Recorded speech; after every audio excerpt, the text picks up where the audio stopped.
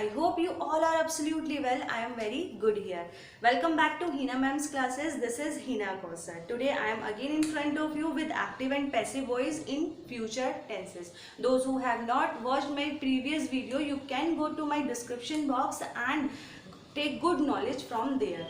So today I will describe most of the things that are used in future tenses. As I told you in my previous video कि in future tenses we cannot change future continuous and future perfect continuous. Okay, in future sentences only simple future and future perfect sentences can be changed in passive voice. Okay, तो आज जो यहाँ descriptions दिए हैं मैंने थोड़े से वो यही हैं, और जो बेसिक स्ट्रक्चर है I told you in my last video, तो वहाँ पर जाइए जिसने नहीं देखी है और वहाँ से बेसिक स्ट्रक्चर की नॉलेज लीजिए.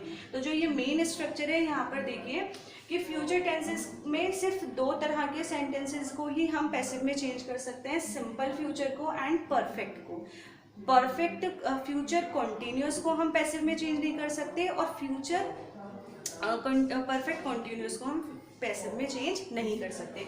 तो देखिए यहाँ पर अगर कोई सेंटेंस सिंपल फ्यूचर में है तो वहाँ विल या शैल लगा होगा, जो हेल्पिंग वर्ब होगी वो विल या शैल होगी.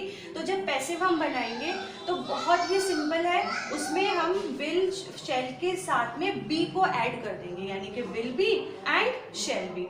आफ्टर दैट परफेक्ट सेंटेंसेस में ये होता है कि विल हैव या शैल हैव लगा होता है, तो we have to use along with will have and shall have plus been.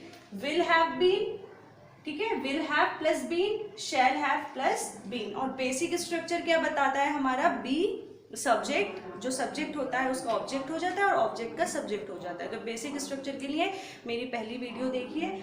चलिए चलते हैं नेक्स्ट. एग्जाम्पल्स कुछ दिए हैं.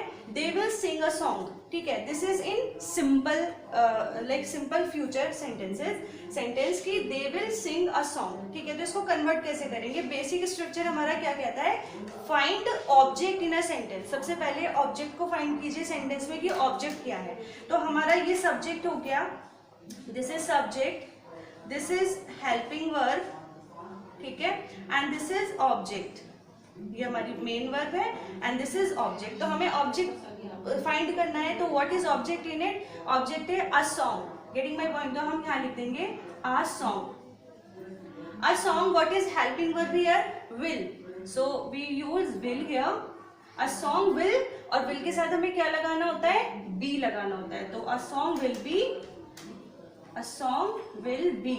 ओके, अब हेल्पिंग वर्ब का भी यूज हो गया, ऑब्जेक्ट का भी यूज हो गया. मेन वर्ब क्या है, सिंग है. तो सिंग मेन वर्ब किस में चेंज हो जाती है, वर्ब की फर्स्ट फॉर्म हो जाती है वर्ब की थर्ड फॉर्म में.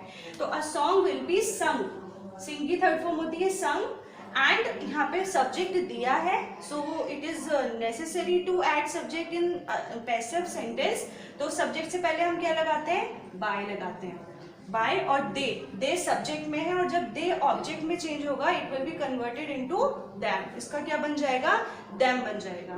तो हम यहाँ लिख देंगे दैम. तो ऐसे सेंटेंस पूरा चेंज हो गया, अ song will be sung by them, ठीक है. आफ्टर दैट परफेक्ट सेंटेंस है फ्यूचर परफेक्ट. तो फ्यूचर परफेक्ट में विल हैव गिवन होता है और वर्ब की थर्ड फॉर्म पहले से ही दी होती है, तो हमें सिर्फ उसमें बीन ऐड करना होता है और बेसिक स्ट्रक्चर के अकॉर्डिंग सारी चीजों को रखना होता है. तो firstly we have to find the object in this sentence. The object है द क्लोथ. तो firstly we write here the clothes. Okay, so the clothes, जो क्लोथ्स हैं वो लाइक हमने लिखा, हेल्पिंग वर्ब क्या है हमारी, विल हैव, ठीक है. तो हम लिख देंगे द क्लोथ्स विल हैव. अब हैव है तो हैव के साथ हमें क्या लगाना है, बीन लगाना है. The clothes will have been. Then verb add करनी है. वर्ब क्या है, washed, that is like in third form, already given in third form. So we have to write here will have been washed.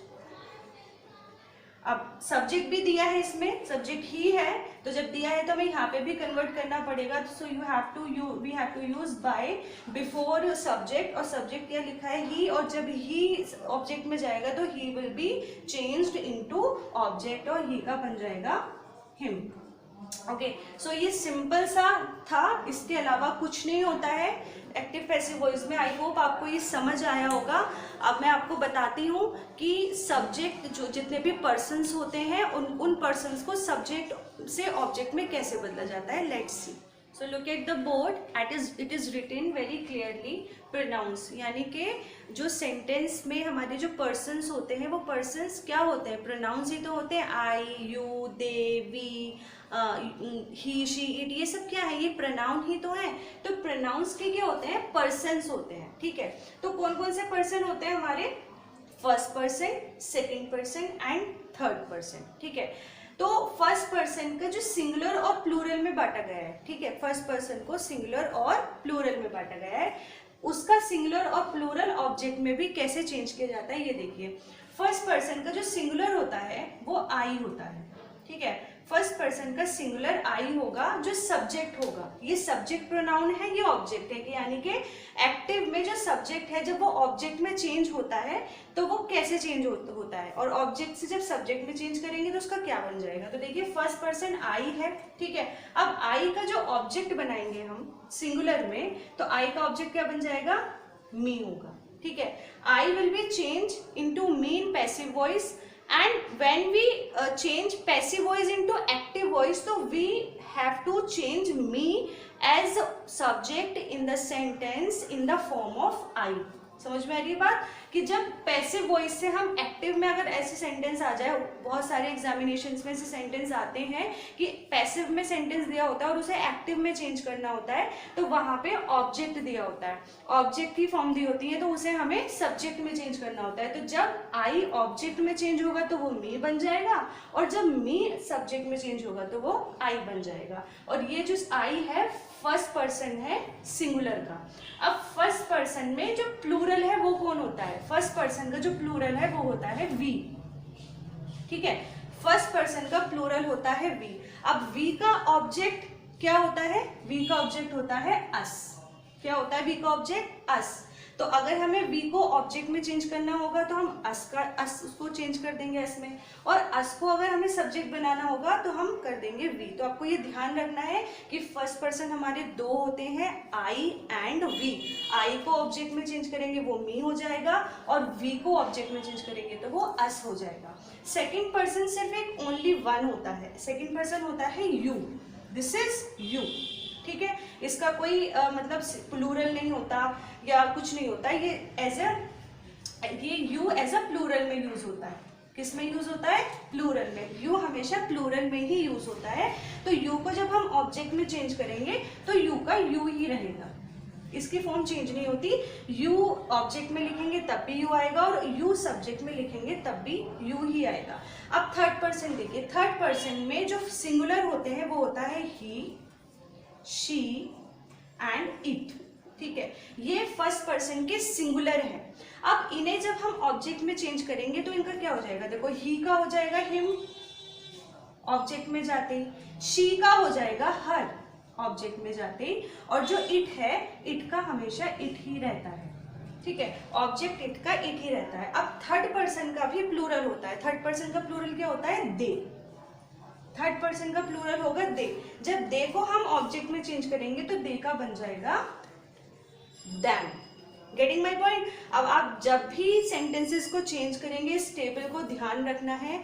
If you want you can take screenshot of this board. Okay, तो जब कभी भी आपको like active से passive में use करना है तो इस टेबल का यूज कीजिए, इसे याद रखिए। और बहुत सारे लाइक कॉम्पिटिटिव एग्जामिनेशंस में ऐसा होता है कि पैसिव दिए होते हैं और पैसिव से हमें एक्टिव में चेंज करना होता है, तो हम इसी फॉर्मूला का यूज करके एक्टिव से पैसिव में चेंज कर सकते हैं। वीडियो पसंद आई हो तो like, share and subscribe my channel.